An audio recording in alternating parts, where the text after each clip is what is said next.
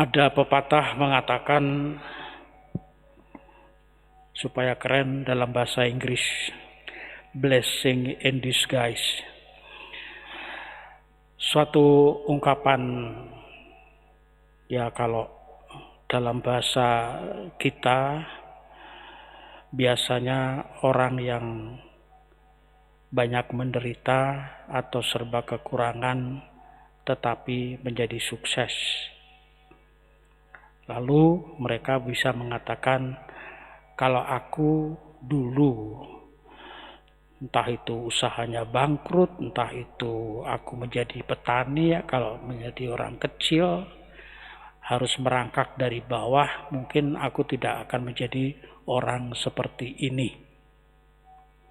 Jarang sekali orang mengatakan kalau aku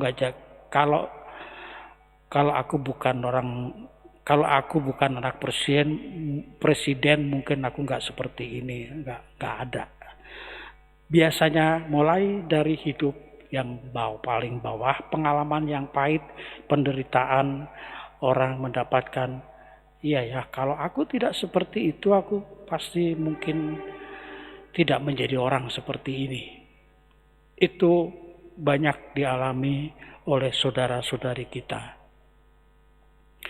Blessing in disguise adalah juga suatu pengalaman gereja, di mana dalam bacaan pertama tadi bahwa para murid sudah tersebar kemana-mana, ke daerah Turki, Siprus, Venesia, Italia Utara, Turki, mungkin juga sampai ke Yunani, Malta, dan segala macamnya. Dan kota-kota yang mereka kunjungi adalah kota-kota di mana banyak sekali orang Yahudi yang tinggal di ghetto-ghetto di wilayah-wilayah itu yang didatangi oleh para murid. Para murid berbahasa Ibrani dan pasti ketemu dengan masyarakat Yahudi yang berbahasa sama. Maka dengan mudah mereka mewartakan kepada orang-orang Israel atau orang-orang Yahudi yang tinggal di ghetto-ghetto, tinggal di diaspora, tinggal terpencar di negara-negara di luar Israel. Itu hal yang sangat wajar sekali, bahwa pewartaan di mana di Israel sendiri para murid dikejar-kejar, dan justru pada saat penderitaan mereka keluar dari Israel dan gereja semakin tersebar. Dan bukan hanya itu saja, bahwa berkat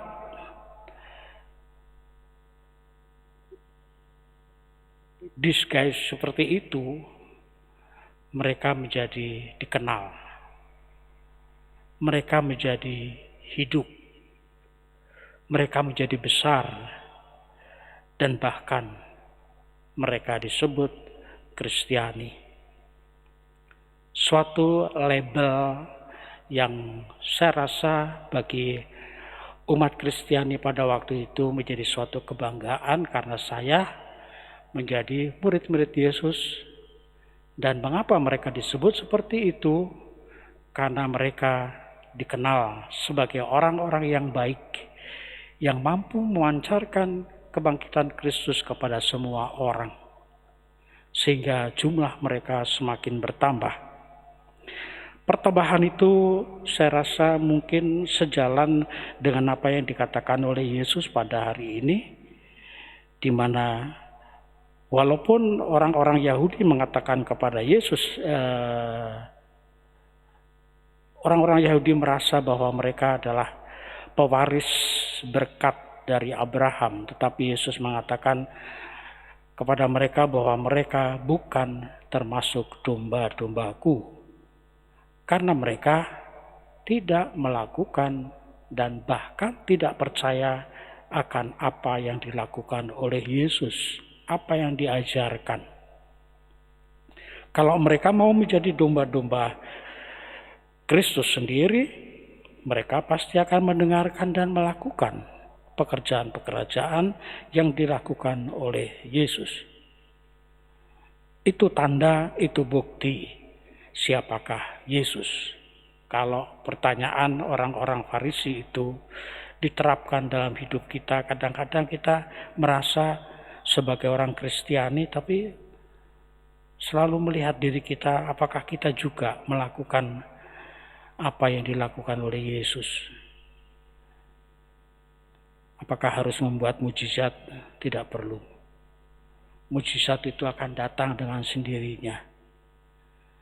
Bahwa mujizat itu tidak bisa dipaksa, tetapi hanya bisa diimani dan ditekuni, dan iman itu harus dijalankan secara jujur.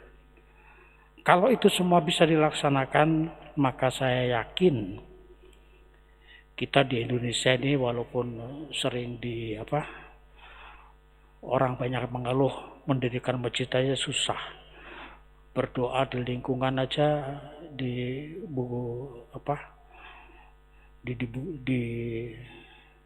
dibuburak.